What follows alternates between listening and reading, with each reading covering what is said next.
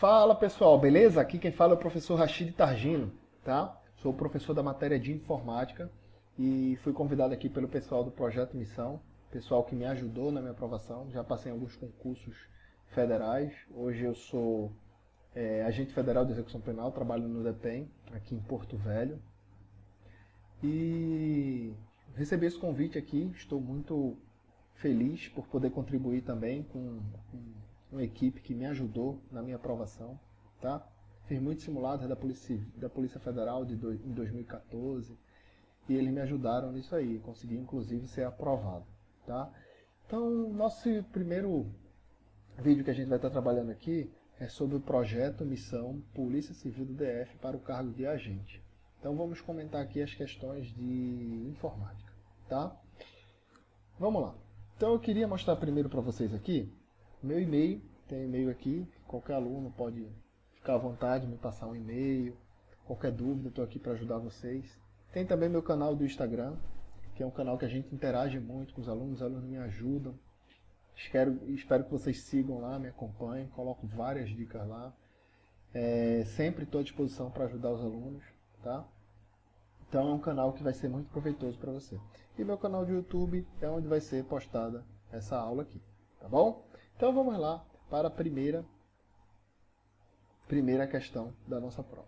Primeira questão aqui, ó, questão número 91, tá? Uma questão que muita gente pode se assustar ou analisar. Meu Deus do céu, uma questão dessa, totalmente desrazoada para o cargo de agente, um policial, isso e aquilo. Antes da gente começar, eu quero ter uma conversa aqui com vocês, tá? A função do examinador não é medir conhecimento. Pelo contrário, muitos examinadores não têm nem tanto conhecimento, tanta bagagem para colocar as questões que eles colocam. Então, não estou menosprezando eles, tá? Estou dizendo que a missão deles é reprovar aluno, é eliminar candidato. Então, pare de vaidade, pare de querer saber tudo da questão e vamos aprender como a banca quer. A gente tem que ter um pouco de base da teoria, revisar e cair em questão. Então, além de aprender teoria, o mais importante é aprender o que a banca quer. E é isso que a gente vai fazer nesse e nos outros encontros que a gente vai fazer. É assim que eu gosto de trabalhar. Beleza? Então, muitos alunos, ai meu Deus do céu. Outra coisa, a banca, ela trabalha, o examinador, ele trabalha com psicólogo, certo? E esse psicólogo vai trabalhar na sua cabeça na hora da prova. Tem uma psicologia por trás da banca, das questões. Então ele coloca uma questão dessa aqui, que é difícil, você acha difícil, você trava. E você vai ficar pensando nessa questão muito tempo e vai errar questões fáceis que estão logo a seguir. Então, fez uma questão, entendeu ou não, quando for para a próxima, esquece essa primeira. Beleza? Mas a resposta dessa questão é tranquila. Tá? Então vamos lá. Um host identificado pelo número de IP 192.128.1.1 possui endereço de classe A. Então aqui eu já tenho aqui, ó, um host com esse IP possui endereço de classe A, coletando as informações, cuja identificação binária é dada por esse númerozão aqui, binário aqui, que muita gente se assusta, e não precisa se assustar. E pertence à versão do IPv6, tá? Então a gente consegue matar essa questão de três formas. O cara faixa branca, que só teve uma aulazinha aqui, tal, já mata a questão. Por quê? O faixa branca mata a questão, professor. Primeiro, esse IP aqui, ele é IP versão 6? Não, ele não é IP versão 6. Como é a formação do IP versão 6, professor? Olha lá, eu tenho IP versão 4, que ele é formado da seguinte forma. Eu tenho 3 grupos, certo? Eu tenho 3 grupos aqui. Cada grupo que pode variar de 0 até 255, separado por um ponto. Cada grupo é separado por um ponto. Aqui, ó, 1, 2, 3, 4 grupos separados por um ponto. O IPv6, ele é o dobro. Como assim o dobro, professor? Ele tem 8 grupos. 1, 2, 3, 4, 5, 6, 7, 8. Aqui, como eu tenho separado por um ponto, o IPv6 eu tenho separado por 2 pontos. Então, só com isso, eu já mato a questão. Eu vejo que não é um IPv4, é um IPv6 simples. Tranquilo? 12 por 8? Beleza. Então, esse é o principal erro da questão. O cara, faixa branca, mata esse erro aí. Beleza? Mas vamos evoluir. Outra coisa. Esse P aqui, esse P, ele é classe A? O que é isso, classe A, pessoal? Algumas faixas de IP, os IPs eles variam, como a gente está vendo aqui, ó, de 0 até 255. Então, eu poderia ter um IP na rede 0.0.0.0, posso sim, e também até o IP 255, 255, 255, 255, sem problema nenhum. Beleza? Mas só que tem algumas faixas de IPs que são reservadas. E existem alguns IPs que são privados. Como assim privado? Só pode ser utilizado por empresas. Ele não é público, ele não está na internet de maneira pública como qualquer um pode usar. A pessoa paga para ter aquele IP privado. E é simples. Você pode se assustar, mas não precisa se assustar. Os IPs privados, eles são divididos em classe A, B e C. Como é que eu vou montar isso na prova, professor? Coloca aqui, ó, ABC, 10, 172, 192. Isso aí você já mata um monte de questão. Então, só esses são privados. Só que venham do 10.000 até o 10.255.255.255. Esse é o classe A. Tá? Você pode estar se assustando com isso, mas não se assuste. Decore isso aqui, ó. Os IPs privados são os 10, 172 e 192. Aqui é o ponto 16 e aqui é o ponto 168. Esses são os IPs privados, que vai até o 255, 255, 255 aqui. Aqui vai até o 31.255, 255, 255. E aqui vai até o 255, 255, 255. Tranquilo e calmo. Então não tem por que se estressar. Beleza? É só ter contato com essa tabela algumas vezes. Então a gente já vê que a questão diz aqui, ó, que esse IP que a gente está vendo aqui, ele é classe A, ele não é classe A. Pela nossa tabela aqui, ele é classe C, professor? Não, não é nem classe C ele é, porque o classe C é 192, 168. E lá ele aparece 192.28. Então, outro erro. Aqui um cara faixa roxa, né, digamos assim, ele mataria essa questão. No seu edital, se vier igual de escrivão, que eu estou gravando esse vídeo aqui antes do edital, né? Se vier igual de escrivão, ele tem lá um tópico redes de computadores, padrão, que a gente trabalha esse tópico como uma rede básica. E lá no final ele fala redes de computador, de telecomunicações e tal, que ele fala de camada física, enlace. Ali é um tópico avançado. Naquele tópico avançado, a banca pode sim cobrar uma questão desse nível aqui, até mais aprofundada. Beleza? Se for igual o edital da Polícia Federal, que veio igual da Polícia Civil do DF, escrivão, e o de agente provavelmente vai vir igual. Certo? Tranquilo. Então pode sim vir cobrando uma questão dessa aqui. E o outro ponto que a gente vai analisar é isso aqui. Se esse número aqui, quantidade de número, é identificado, representa esse IP aqui. Vamos ver? Como assim, professor? Deixa eu dar uma limpada aqui, para a gente ver que o meu IPv4, ele é 8 bits. Ele trabalha com 8 bits. Ou seja, cada espaço desse aqui tem 8 bits. O que é um bit, professor? Um bit é a menor unidade do computador, que pode ser um número 1 ou um número 0. Ou seja, cada intervalo desse aqui, eu vou ter 8 bits, que pode ser assim, ó, 0, 0, 1, 0, 1, 1, 0. 8 bits eu tenho aqui. Então aqui eu tenho um IP 8 bits, que pode representar com tranquilo um grupo desse aqui. Só que é muito mais fácil converter isso aqui para base decimal, que vai ficar entre 0 e 255. Meu Deus do céu, professor, não estou entendendo nada. Então vamos lá. Eu poderia só responder essa questão e dizer o que está certo e o que está errado e seguir, mas aqui a nossa intenção é aprender o que a banca quer e se preparar para outras questões, né? Tranquilo. Nós aprendemos na escola a base decimal. Como assim, professor? Se eu digitar aqui, ó, 4, 3, 2, 1, muita gente vai dizer, que número é esse aqui? 4.321. Perfeito. Mas isso aqui é 4 milhares, 3 centenas, 2 dezenas e 1 unidade. É ou não é? É, professor. Perfeito. Então, aqui é a casa da milhar, aqui é da centena, aqui é da dezena e aqui é da unidade. Perfeito, perfeito, perfeito. Só que quando eu falo, isso aqui que a gente acabou de falar, é a base binária. Binária não, desculpa, decimal. Cada casa aqui vai variar de 0 até 9, ou seja, 10 dígitos. Ele vai variar de 0 até 9. Beleza? Tranquilo. Quando eu falo Quando eu falo de base binária, o próprio nome binário, ele já está me dizendo, bi é o quê? 2. Ou seja, cada casa aqui só pode ter 0 ou 1. 0 ou 1. 0 ou 1. 0 ou 1. É isso que é binário. Só pode ter 2 dígitos, ou 0 ou 1. Se a gente for falar de codificação, tá? O 0 pode ser tanto presença de energia como ausência de energia, dependendo da codificação utilizada. E o 1 pode ser presença de energia ou ausência de energia, ou energia positiva, energia negativa, o 0 também. Depende da codificação que a gente pode utilizar. Tá? Inclusive, na prova da Polícia Federal, para o cargo de papiloscopista, caiu uma questão cobrando codificação. A codificação utilizada lá. Não vou entrar no caso aqui. Tá?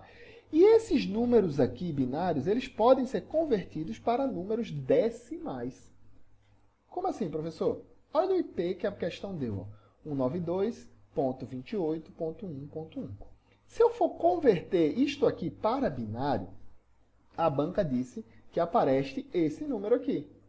Vamos ver se é esse número aqui que a banca está dizendo? Vamos ver lá. Ó. Esse é o número que a banca diz aqui. Vamos ver. Eu convertendo, vamos converter um por um aqui para binário. Olha lá. Convertendo aqui. Cada casa dessa aqui, ela pode ser 2 números, ou 0 ou 1. Como ele tem um dígito aqui, eu coloco 1 aqui em cima. Se ele não tiver nada, eu deixo zerado, tá? Mas como é que seriam as casas aqui? Ó? 1, 2, 4, 6, 8, 10... Opa, desculpa. 2, 4, aqui vem o 8, que ele dobra, né? 2, 4, 8, 16, 32, 64, 128. Beleza? Se tudo aparecer 1 aqui e eu somar tudo isso aqui, ele vai me dar o resultado 255, que é o máximo que ele aparece para mim. É o máximo que ele aparece para mim. Mas só a única casa que está ativa aqui nesse caso é o 1. Essa casa aqui representa 1. Perfeito. É a única casa que está ativa aqui, ó.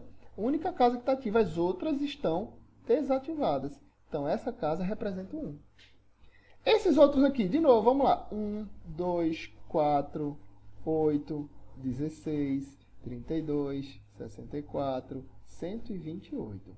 Porque tudo ele é dobrado. Como assim, professor? Você já viu um pendrive de 1 mega? 1 giga? Já, professor. De 2 gigas? Já. De 3 gigas? Não existe. Porque de 2 ele vai para 4. De 4 ele vai para 8. Por isso que você nunca viu um pendrive de 5 gigas, de 6 gigas, de 7 gigas, porque ele é sempre dobrando. Tá bom? Como todos aqui são 0, eu corto tudo e só sobrou essa casa aqui. Eu pego 1 e venho para cá. Aqui também é 1. Beleza, professor. Tranquilo, 12 por 8. Agora vamos para essas duas aqui. Ó. Aqui está ativa, então aqui é 1. Aqui está ativa, aqui é 2. O resto está tudo desativado, então não preciso me preocupar. Eu só preciso somar esses dois. 2 mais 1, isso aqui é 3. Aqui ele está dizendo que é 28. Já está errado. E esse aqui, professor? Esse aqui, eu tenho aqui, ó, 1, 2, 4, vamos lá, 8, 16, 32, 64, vamos lá, 64 e 128. Quem está com 0, eu posso cortar. Ó. Eu posso cortar aqui, eu posso cortar aqui, eu posso cortar... Cadê? 8, eu posso cortar o 2. Então, eu só vou somar quem tem 1. Vamos lá, coloquei aqui, ó, 64 mais...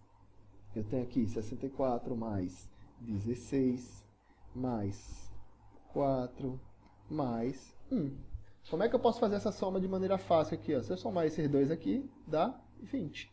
20 mais 64 dá igual 84. Mais 1, então dá igual 85.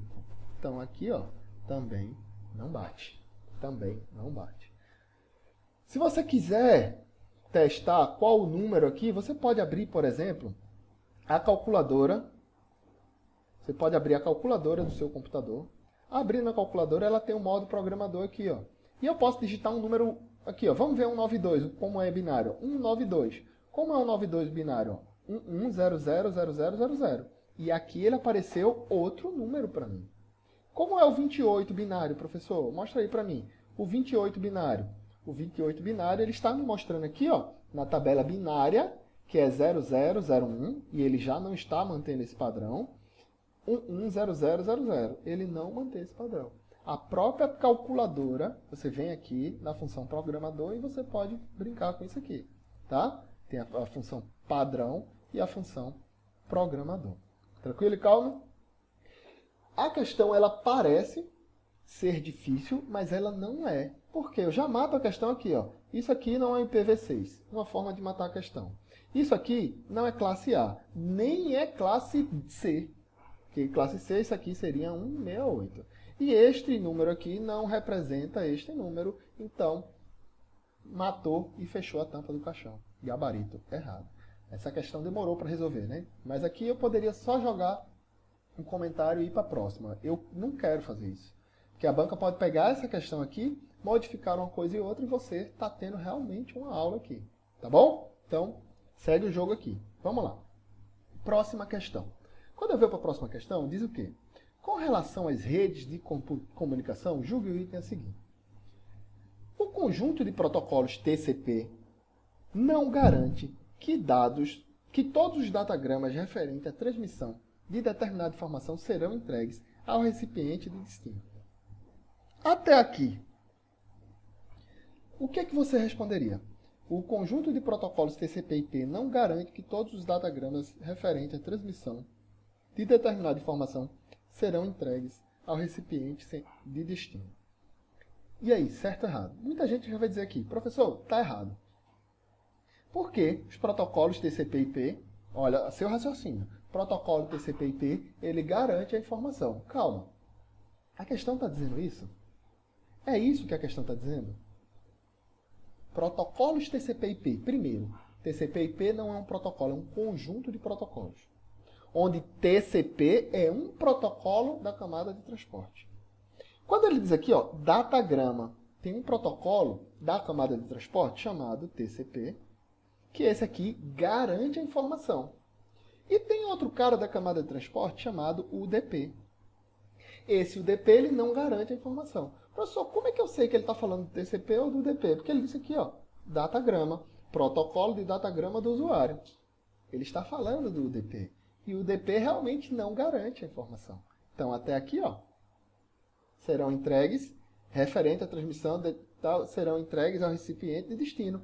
Até aqui, a questão está certa, porque ele não garante. O protocolo de datagrama ele não garante. Até aqui, se a questão morresse aqui, muita gente ia errar, ia colocar certo, mas ela está errada. Não, ia colocar errado, mas ela está certa. Porque o protocolo de datagrama é o UDP, não é o TCP. E isso aqui, ó, que não é que é realizado através da ADSL. A ADSL é um protocolo que está na camada de enlace, não na camada de transporte. Tá bom? Então, quem vai garantir que a informação vai ser entregue? Um protocolo, quando ele é orientado à conexão, ele tem que ter três coisas.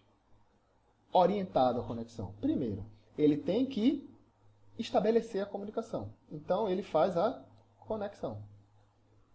Ele faz a conexão com o destino. Segundo, ele transmite os dados. Ele vai transmitir os dados. E terceiro, ele vai fechar a conexão. Ele vai fechar a conexão. Então, isso é um protocolo orientado à conexão. Ele tem que passar por esses três passos. O TCP ele passa por esses três passos. Ele estabelece a comunicação prévia, envia os dados e depois fecha a conexão. O UDP ele não faz isso. Como eu vou lembrar disso na hora da prova, professor? TCP e UDP. Primeiro, o TCP e o UDP eles são protocolos da camada de transporte. Como eu vou lembrar? TCP começa com T, eu vou lembrar de táxi. UDP começa com U, eu vou lembrar de Uber. Dos protocolos cobrados em prova, para o nível de vocês, começou com T, é TCP. É transporte, T de táxi. Começou com U, é UDP de Uber. Confie no pai, tá bom? Como eu vou saber a diferença de um para o outro, professor? O TCP ele é confiável, ele garante a informação. Porém, ele é lento. Eu vou lembrar que o TCP ele é total controle da parada. Essa é a função do TCP. Total aqui, ó, TCP, total controle da parada. TCP. E o UDP, professor, como é que eu vou lembrar? Uma doideira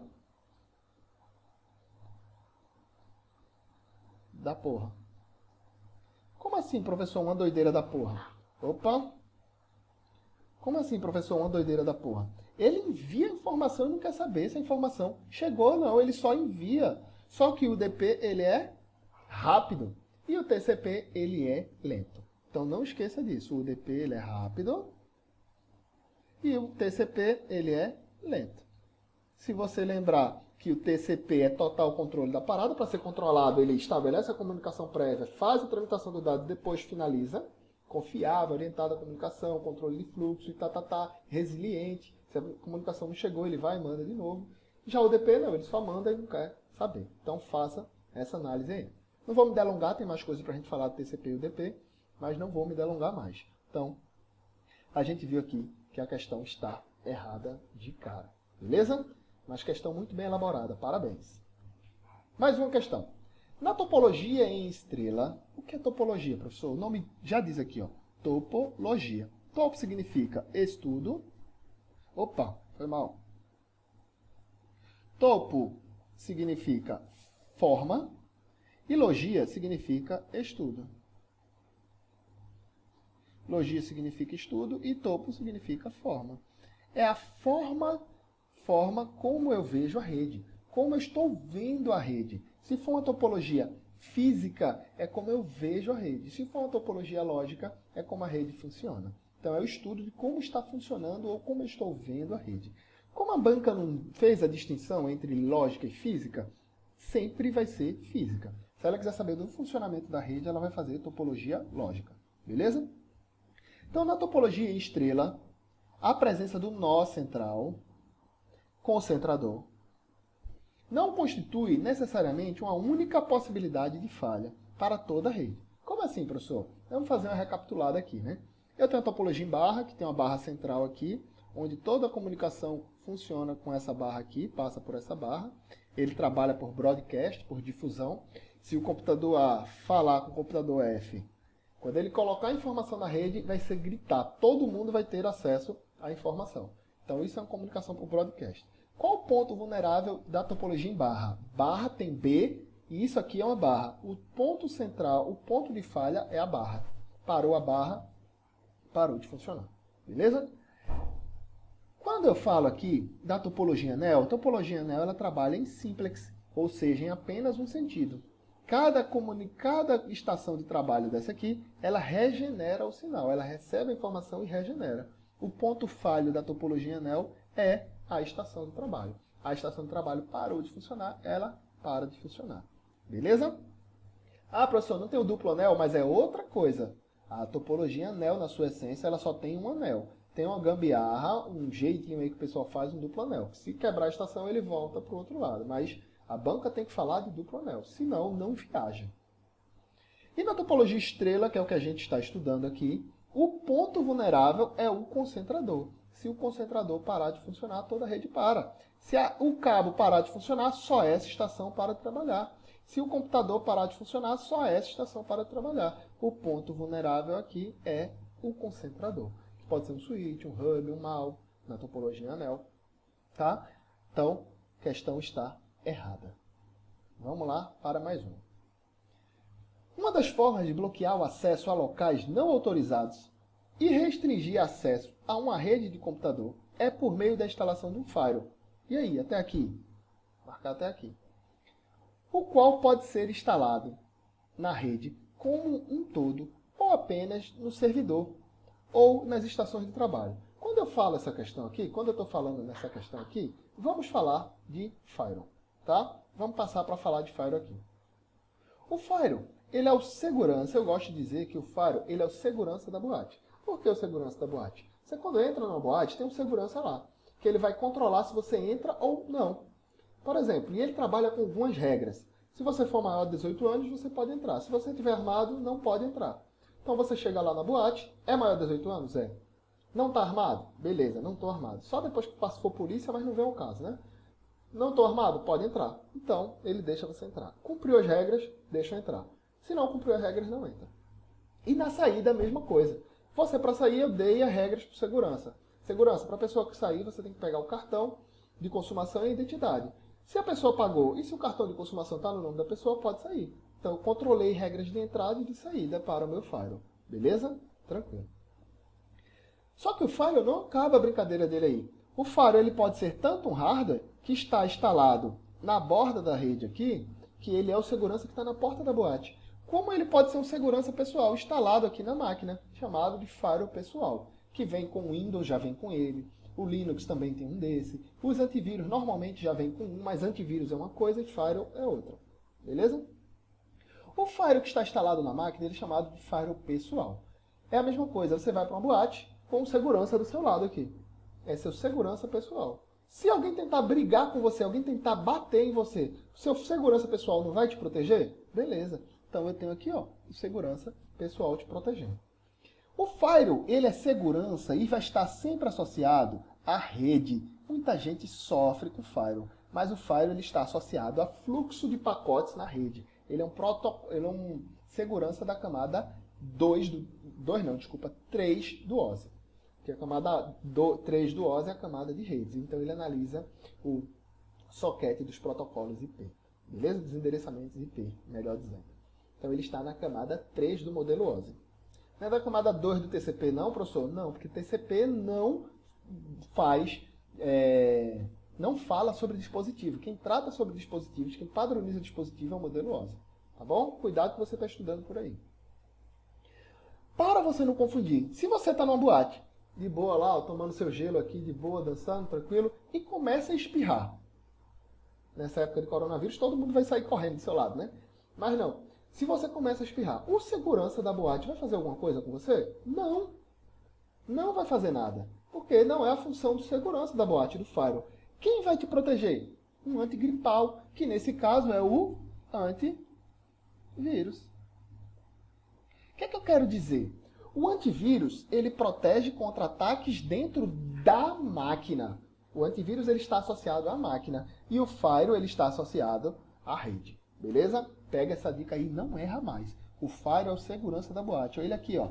E ele pode estar tanto na borda da rede, como ele pode estar instalado num computador chamado de Firewall pessoal. Se esse computador A tentar invadir esse computador C, quando ele vier para a rede aqui, o Firewall vai bloquear. Mas se eu instalar um pendrive aqui, e esse pendrive tiver um vírus, e eu infectar este computador aqui, o Firewall vai fazer alguma coisa? Não. Porque o Firewall não protege ataque na máquina e sim ataque na rede. Quem vai fazer essa proteção aqui do pendrive é o antivírus. Beleza? Pega no peito aí, faz essa dica. Então, questão aqui correta. Questão correta. Tá bom? Tranquilo? Dá aquela respirada, bebe aquela água e vamos para mais uma questão. Recomenda-se utilizar antivírus para evitar phishing scan, um tipo de golpe no qual se tenta obter dados pessoais financeiros do usuário. Vamos lá. Um antivírus, ele vai proteger, quando ele fala antivírus, protege contra vírus. Eu tenho uma outra ferramenta chamada anti-spyware, que protege contra spyware. Anti-rootkit, anti-trojan e por aí vai. O antivírus ele protege contra vírus. As bancas acabam confundindo, associando vírus a malware. Malware é o gênero onde eu tenho vários malware. Vírus, trojan, spyware, rootkit, ransomware, entre outros. E vírus é um deles. Tá bom? Tranquilo, se acalma. Phishing, ele é um tipo de golpe. Tranquilo. Phishing scan, ele é um tipo de golpe. Vamos lá. Primeiro, o que é phishing? Você vai receber um e-mail falso ou uma página falsa, beleza? Que vai te levar a clicar, receber seus dados. Por exemplo, uma avó sua morreu e clica aqui para você, é o único herdeiro para receber receber a herança dela. Coloque seus dados aqui. Nenhum antivírus vai analisar o conteúdo daquele phishing scan. O phishing scan ele pode vir no e-mail ali para você preencher, responder. O phishing ele não vai analisar isso. O antivírus não vai analisar isso. Ele analisaria se você talvez entrasse numa página falsa. Beleza? Se você fosse baixar um conteúdo malicioso, um arquivo malicioso. Então, o antivírus não vai analisar o conteúdo do seu e-mail. Tranquilo? Muita gente pode ter ficado com dúvida, mas antivírus não analisa o conteúdo do seu e-mail. Vamos lá. Um vírus é um programa malicioso. Até aqui? Perfeito, acabamos de ver na aula anterior, na questão anterior. Que tem a capacidade de se autorreplicar. Meu Deus do céu, professor, como assim autorreplicar? Até aqui está certo ou errado? Vai com calma, pai. Independente da execução de qualquer outro programa. Independente da execução de qualquer outro programa. Vamos lá. Vírus e worm, muita gente tem dúvida entre vírus e worm. O vírus é um tipo de malware e o worm também é um tipo de malware. O worm ele sempre está associado à rede.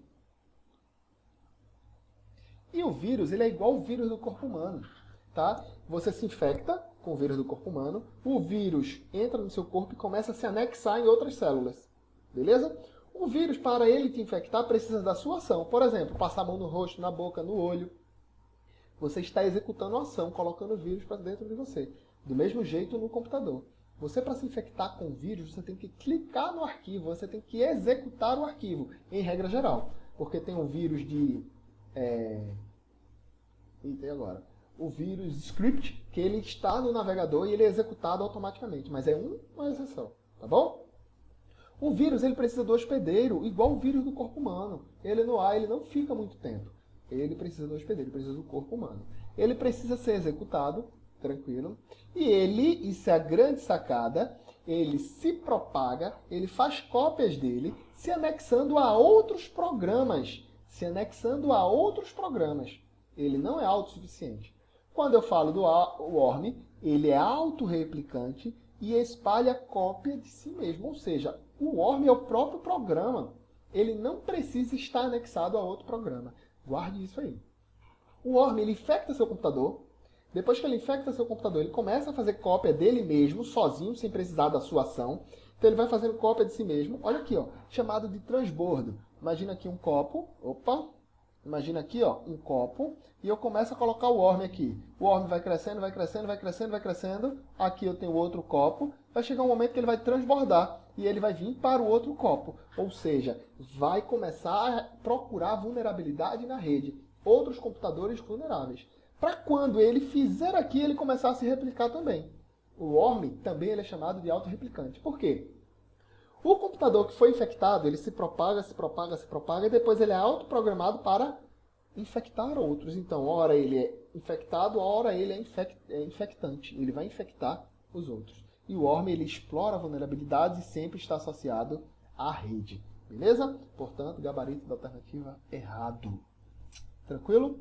Vamos lá. Essa aqui, até minha avó acerta, né? Caso se selecione um trecho no texto contido na página web mostrada nesse conteúdo aqui, ó, eu quero selecionar pressionando a tecla Ctrl e C e liberar o Ctrl, que foi o que eu acabei de fazer aqui. Ctrl C, copia. O trecho do texto selecionado, qualquer texto, tanto é que ele não mostra aqui para mim, será copiado para a área de transferência. O que é uma área de transferência? A área de transferência, o sistema operacional tem e o pacote Office também tem. Uma coisa, outra coisa, outra coisa. A área de transferência é onde a informação está guardada temporariamente. Quando eu copio, ela está guardada temporariamente para eu colar em outro lugar. Quando eu recorto, ela está aqui temporariamente para ser colada em outro lugar. Então, isso é a área de transferência. Está temporariamente aqui para ir para outro lugar. O sistema operacional, o Windows, ele só tem espaço para um item copiado. Se você copiar um item, só vai ter um item copiado. O pacote Office, que vem Word, Excel, PowerPoint, o Outlook, o OneDrive, entre outros, ele tem a área de transferência compartilhada. Você pode ter até 24 itens copiados. Beleza? Tranquilo. Então você pode copiar 24 itens e colar em outro programa. Então ele falou aqui da área de transferência do Windows XP, então eu só posso copiar um. Se houver uma janela no Word 2002 aberta, contendo um documento em edição, o texto selecionado é copiado, poderá ser colado para esse documento. Sendo suficiente para isso, pressionar o botão, o ponto de inserção é aquela parte que fica piscando no Word, né, que muita gente chama de cursor é o mouse, no local desejado, e pressionar Ctrl e V. O que eu copiei, eu colei. E depois liberar o Ctrl, questão perfeita, correta. Tá bom? Questão simples, eu vou dizer certo, porque ele está dizendo copiar e colar, mas eu aproveitei e aprofundei. Peguei onde a banca pode trabalhar isso na sua cabeça. Mais uma questão que até minha avó acerta. Por meio deste botão aqui, que botão é esse aqui? Que botão é esse aqui? Imprimir. Qual tecla de atalho? Ctrl P, é padrão para todos os programas. Da página web ilustrada poderá ser impressa caso haja uma impressora disponível e devidamente configurada, conectada ao computador ou uma rede local, da qual esta faça parte. Então, sem mais, tranquilo. Ctrl P vai imprimir, beleza. Outra coisa, o Ctrl P, imprimir, eu posso inclusive imprimir em PDF, transformar aquela página em PDF, posso sim. Eu posso, por exemplo, no Word, não tem nada a ver com o web aqui, no Word, eu posso imprimir intervalos. Por exemplo, imagine que a página do Word ela tenha 15 páginas, e eu quero só imprimir a página 1 e a página 5. Eu venho aqui, ó, 1,5. Ou também eu posso colocar 1 ponto e vírgula 5. Ele vai pegar uma e a outra. Professor, e se eu quiser imprimir da 5 até a 8? Aqui, ó, 5 até a 8. Como é que eu faço? 5, tracinho, 8. Então, aqui eu estou trabalhando com intervalo e aqui eu estou trabalhando com e. Um e outro. Eu posso, inclusive, misturar. Por exemplo, 1 e 5 até 8. Ou seja, eu quero a 1 e a 5 e da 5 até a 8. Posso misturar. Tá bom? Falamos de Word também. Word, Excel, PowerPoint. Tranquilo? Isso aí pode ser que caia na sua prova, assim, pouca gente sabe disso. Tranquilo? Vamos lá. Multitenancy. Que danado é isso, professor? Pelo amor de Deus, isso pode cair na minha prova? Pode sim. Só o termo aí que você vai se confundir. Mas isso é tranquilo, tá? O que é isso aqui, multitenancy? Isso aqui significa multi-inquilino. Multi-inquilino. Vamos traduzir. Se você já soubesse disso, vamos traduzir. Multi-inquilino é uma importante característica da computação em nuvem, que garante que cada usuário acesse recursos da nuvem de forma exclusiva. Isso é uma característica da nuvem? Olha, muita gente tem dúvida em nuvem, porque acha que é uma coisa abstrata, mas não é. Tá? Não é coisa abstrata, a gente explica de maneira bem tranquila. Para entender nuvem, eu preciso matar 3 coisas. Primeiro, as características essenciais, que é o que tem aqui, que a gente vai explicar. Eu tenho que ver os tipos e modelos de implementação de nuvem, como eu posso implementar a nuvem, e os tipos e modelos de serviço de nuvem. Os serviços, os tipos e modelos de serviço, é o SAS, que é o SaaS, o PaaS e o IaaS. Tá? Que é software como serviço, plataforma como serviço, infraestrutura como serviço. E os tipos de implementação é uma nuvem privada, pública, híbrida, comunitária, tá bom? Aqui a banca quer saber as características. Quais são as características? As características essenciais da nuvem, eu vou lembrar disso aqui, ó, PAI SA. Imagina aí que foi uma empresa da Bahia, e na Bahia ninguém chama PAI, né? Chama PAI, PAI SA. O que significa esse PAI SA, professor? Pool de recursos.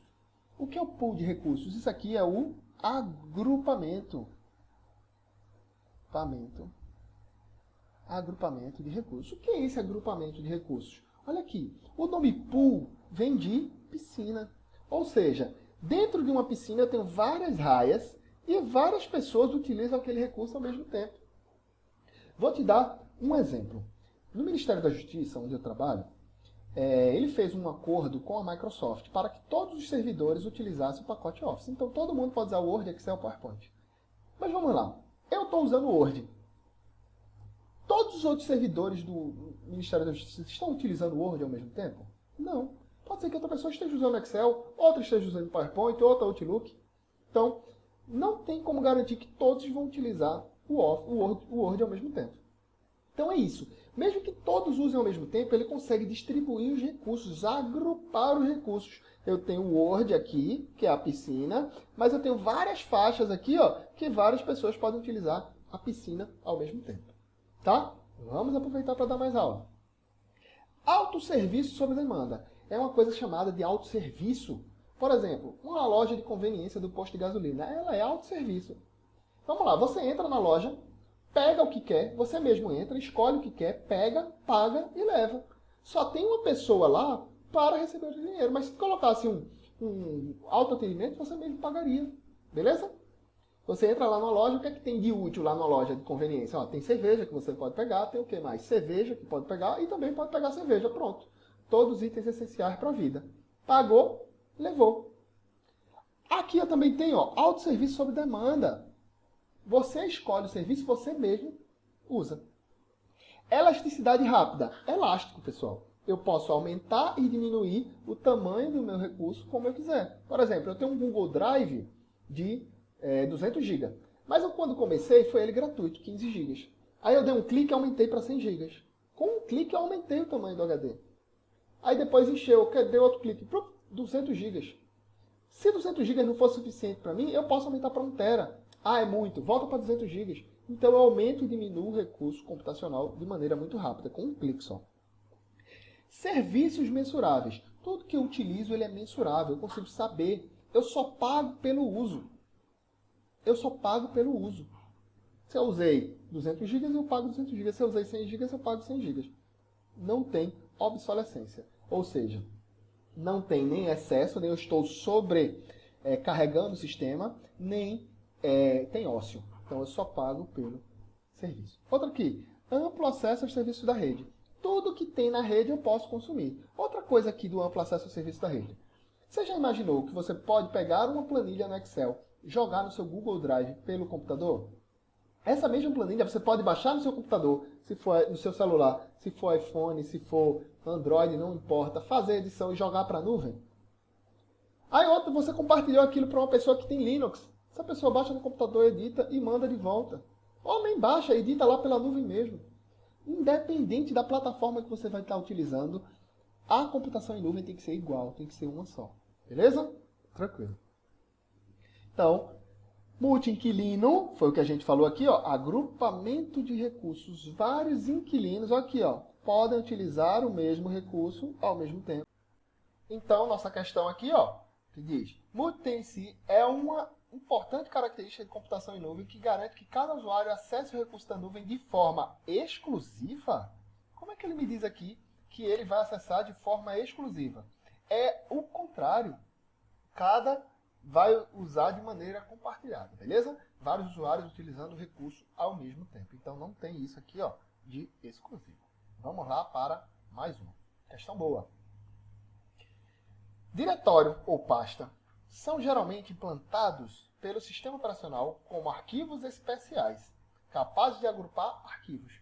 E aí, diretórios ou pastas são geralmente implementados pelo sistema operacional como arquivos especiais, capazes de agrupar arquivos.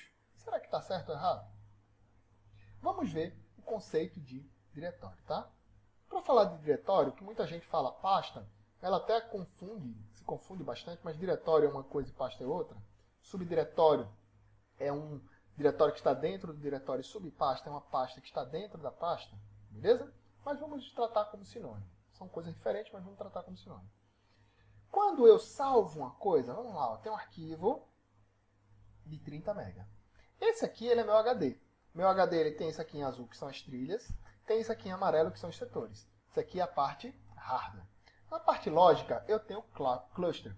Se eu pegar isso aqui, ó, cada setor disso aqui, vamos supor que cada setor desse aqui tivesse 10 MB. Tá? Para eu pegar essa informação aqui, eu tenho que cortar ela em 3. Vou pegar uma informação, colocar aqui, pronto, 10 MB está aqui. Vou pegar outra informação, colocar aqui, ó, tá aqui. E vou pegar outra informação e colocar aqui. De maneira espalhada. Tranquilo? Ela está espalhada. O sistema de arquivo, ele vai me dizer onde está a informação. Como assim? Dentro do HD, no centro do HD aqui, ó, eu tenho como se fosse um grande índice, um sumário, que ele sabe que este arquivo aqui está, a parte 1 dele está aqui, a parte 2 está aqui, a parte 3 está aqui. Quando o usuário clicar aqui, ele vai saber onde vai executar, onde vai estar cada coisa. Tranquilo? Beleza. Então aqui, o diretório ou pasta são geralmente implementados pelo sistema operacional como objetos especiais capazes de agrupar um arquivo. Vamos lá. O sistema de arquivos, né? O sistema de arquivos, ele agrupa os arquivos que você quer de maneira a facilitar. Então, como assim a facilitar, professor? Todos os seus arquivos estão numa pasta ou num diretório. Não quer dizer que quando eu vim para cá, deixa eu voltar, é isso que eu quero dizer. Se eu gravei isso aqui na minha área de trabalho e depois movi para uma pasta, coloquei numa pasta esse arquivo, ele fisicamente ele vai estar aqui. A pasta ou diretório é só uma organização virtual, é isso que eu quero dizer. A pasta ou diretório é só uma organização virtual. Não quer dizer que eu movi o arquivo, tá bom? Então, o gabarito aqui da questão correto. No diretório de trabalho, há todos os arquivos de um sistema operacional, de programas e dos usuários armazenados em seus respectivos diretórios de diretório raiz. Vamos lá. Que ideia é essa aqui? Diretório de trabalho e diretório raiz. Vamos lá, professor. Eu tenho aqui o diretório raiz, que é onde está instalado o sistema operacional. No Windows ele é conhecido como C++. E no Linux ele é conhecido como barra invertida. Tá? Cuidado, que a barra do Windows ela é a barra normal. Como é que eu sei, professor? Como é que eu vou lembrar disso na hora da prova? Vê, o Windows ele não é assim. Aí se eu vier aqui e apagar este começo aqui, ó. Vamos lá, vamos de novo. O Windows, eu faço o Windows assim, ó. Vamos lá, deixa a caneta funcionar. O Windows, eu faço assim. Não é o W do Windows? Se eu vier aqui e apagar essa parte, é assim que é a barra do Windows. Beleza? A barra invertida, na verdade. A barra normal é do Linux. Tranquilo? E as pastas, elas são como se fosse o diretório raiz e as pastas são ramificações, como se fosse o caule, as folhas, tá bom? Como se fosse isso aqui. Eu tenho o arquivo Rashid, eu tenho o diretório, eu tenho o usuário, as pastas documentos e eu tenho o arquivo aula aqui, que é o que a gente vê lá na nossa barra de endereço. Ó.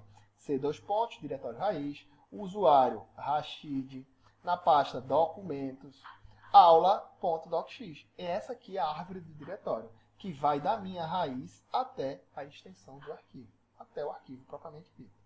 Então, foi isso que a gente acabou de falar sobre o diretório raiz. Diretório atual é o diretório que encontramos no momento. Então, se eu estou em meus documentos, é aquele diretório atual. Diretório home é esse aqui, ó, é o diretório do usuário, o diretório Rashid. Beleza? Isso aqui é o que está escrito lá no Guia Foca do Linux, página 26. Isso aqui, Guia Foca, você encontra de maneira gratuita aí na internet. Se você quer aprofundar um pouco sobre o conteúdo do Linux, tem dois Guia Foca, o básico e tem o intermediário e o avançado. O básico, para a prova de polícia, tá tranquilo. Pequenininho, 400 páginas, você mata em 2, 3 dias. Tranquilo? Então, quiser dar uma aprofundada, quiser ter propriedade, pode procurar essa bibliografia aqui, Guia Foca. Guia Foca.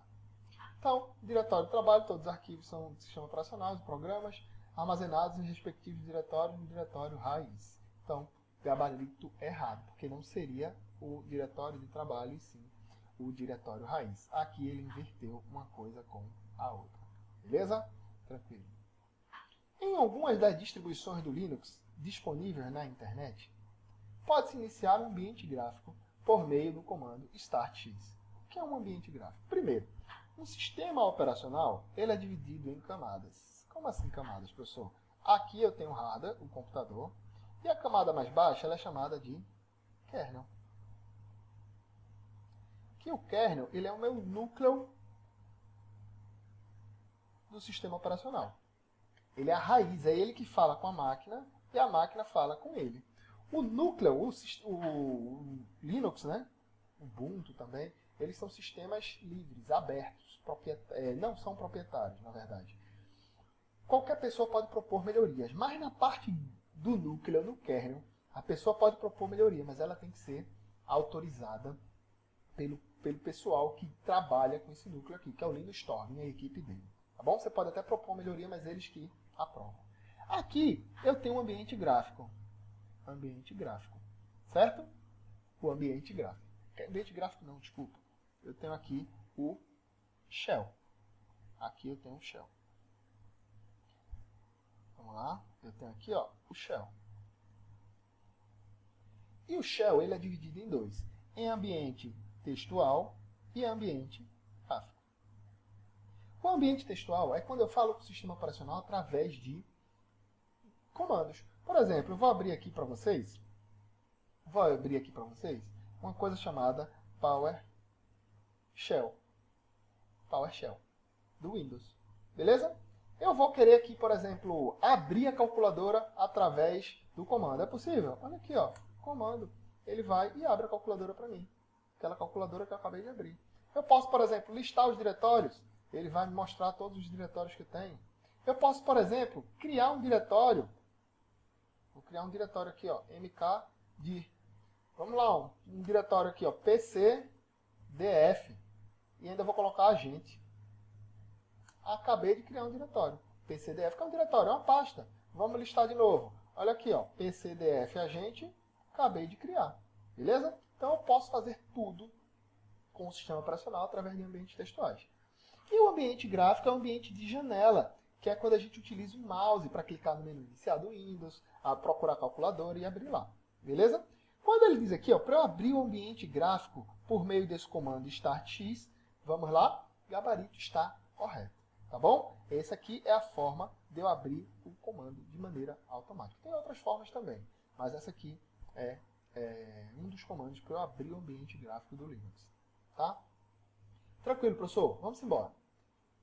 Quando o Word não está instalado, a função de editor de texto é assumida pelo software Publish. Esse Publish ele é um editor de cartões, de cartas gráficas, de cards, né, de posts. Ele não é um editor de texto. Na verdade, essa questão já está errada aqui, ó, porque o Word ele não é só editor de texto, ele é processador de texto. Beleza? O editor de texto ele só coloca caractere. É igual o bloco de notas, você só coloca caractere. O WordPad, o Word e o Writer, eles são processadores de texto. Você consegue fazer várias coisas, formatar inclusive. Mas aqui a questão está errada. Tá bom? Tranquilo. As funções de correio eletrônico podem ser realizadas com o uso do Outlook. Até aqui está certo? Correio eletrônico pode ser utilizado através do Outlook? Beleza. Outlook, eu posso analisar ele de duas formas. O Outlook instalado na máquina, que é o Microsoft Outlook, e o Outlook.com, que é um web e-mail. Né? Mas vamos ver o que a banca quer. A função de correio eletrônico pode ser realizada com o uso de Outlook, que permite inserir e configurar várias caixas postais ao mesmo tempo. Perfeito. Por exemplo, aqui, deixa eu abrir aqui meu Outlook para vocês verem. Vou abrir aqui meu Outlook. Também ele está falando aqui de cliente de e-mail, um programa instalado na máquina. Olha aqui, eu estou abrindo o Outlook 2019. Quando eu abro aqui o Outlook 2019, veja que eu tenho dois e-mails aqui. Para que serve um programa instalado na máquina como e-mail, professor? Eu só entro lá no site e vejo. Aquele lá no site você está acessando o web e-mail. Tanto é que você digita outlook.com no navegador, no serviço de computação em nuvem. Beleza?